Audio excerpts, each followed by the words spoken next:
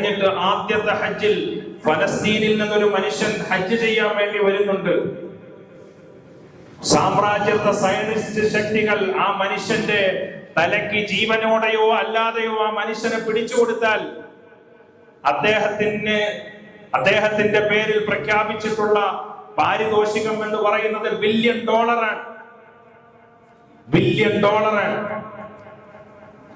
നേരത്തെ 350 കൊല്ലക്കാലം ഇസ്രയേൽ കോടതി ജീവപര്യന്തം തടവിന് ശിക്ഷിക്കപ്പെട്ട മനുഷ്യന് 22 വർഷത്തിലധികം ജയിൽവാസം അനുഷ്ഠിച്ചതിന് ശേഷം മോചിതനായി ഫലസ്തീനിന്റെ വിമോചന പോരാട്ടത്തിന്റെ നേതൃനിരയിലേക്ക് കടന്നു വന്ന മനുഷ്യന് കോവിഡിന് ശേഷം ആദ്യത്തെ ഹജ്ജിൽ അദ്ദേഹം വന്ന് പങ്കെടുക്കുന്നുണ്ട്. മൊസാദിന്റെ ചാരന്മാർ ലോകം മുഴുവനും ചുറ്റിക്കറങ്ങിക്കൊണ്ടിരിക്കുമ്പോൾ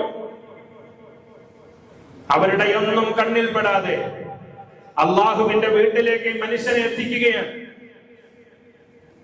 22 കൊല്ലം ജയിൽവാസം അനുഷ്ഠിച്ച മനുഷ്യൻ, അദ്ദേഹം ജീവിതത്തിന്റെ ഏറെക്കുറെ 50 വയസ്സ് കഴിഞ്ഞു, 60നോടടുക്കുന്ന പ്രായം.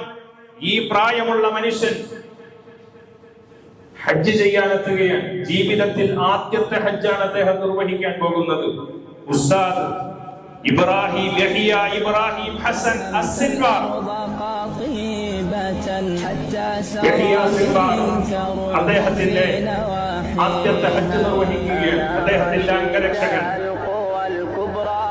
അനുസ്മരിക്കുന്നുണ്ട്.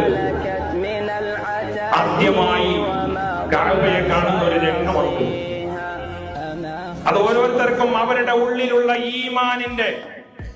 ഈമാനിന്റെ കലരിനനുസരിച്ചാണ്, അതിന്റെ ഗ്രാഫ് അനുസരിച്ചാണ് അവർക്കത് അനുഭവപ്പെടുന്നത്. എന്റെ അനുഭവമായിരിക്കില്ല ഇവിടെ ഇരിക്കുന്ന നിങ്ങളുടെ ഓരോരുത്തരുടെയും അനുഭവം. അത് സ്വകാര്യമായി അനുഭവിക്കേണ്ട ഒരു അനുഭവമാണ്. ആദ്യമായി കഅബയെ കാണുന്ന യഹ്യ സിൻവാർ എന്ന ആ മഹാമനുഷ്യൻ മുട്ടുകുത്തി നിന്ന് എഴുന്നേൽക്കാൻ കഴിയാതെ പൊട്ടിക്കരഞ്ഞു പോയതിന്, കരഞ്ഞു കലങ്ങിയ കണ്ണിനെ ഞാൻ അന്ന് ആദ്യമായി കണ്ടു.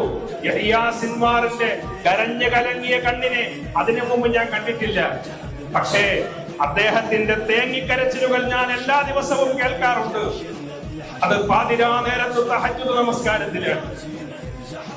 ചില ആളുകളെ നമ്മൾ അറിയണം, അവരുടെ യോഗ്യത എന്തെന്നറിയണം.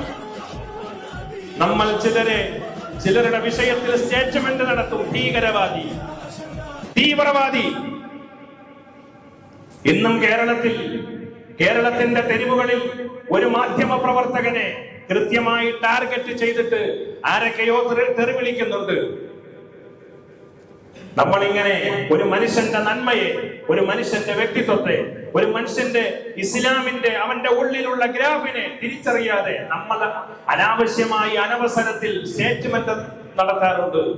യഹ്യ സിൻവാർ അദ്ദേഹത്തെ കുറിച്ച് പറയുകയാണ്, കരഞ്ഞു കലങ്ങിയ മുഖത്തെ ഞാൻ ആദ്യമായി പ്രത്യക്ഷത്തിൽ നേരിൽ കണ്ടു. ഇതിനു മുമ്പ് ഞാൻ തേങ്ങിക്കരച്ചിലുകൾ ഒരുപാട് കേട്ടിട്ടുണ്ട്, പക്ഷേ തേങ്ങിക്കരയുന്ന സ്ഥലത്തേക്ക് ഞാൻ പോയിട്ടില്ല. അദ്ദേഹത്തിന് ഞാൻ കാവലൊരുക്കിയിട്ടുണ്ട്. അബൂ സനബ് എന്ന് പറയുന്ന ഈ 3 മാസങ്ങൾക്ക് മുമ്പ് രക്തസാക്ഷിത്വം വരിച്ചുകൊണ്ട് ഈ ലോകത്ത് നിന്ന് വിട പറഞ്ഞ യഹ്യ സിൻവാറിന്റെ അംഗരക്ഷകൻ പങ്കുവയ്ക്കുന്ന വാക്കുകളാണ്. സഹോദരങ്ങളെ, ഞാൻ പറഞ്ഞു വരുന്നത്, എത്തിക്കേണ്ട ആളുകളെ അല്ലാഹു എത്തിക്കും.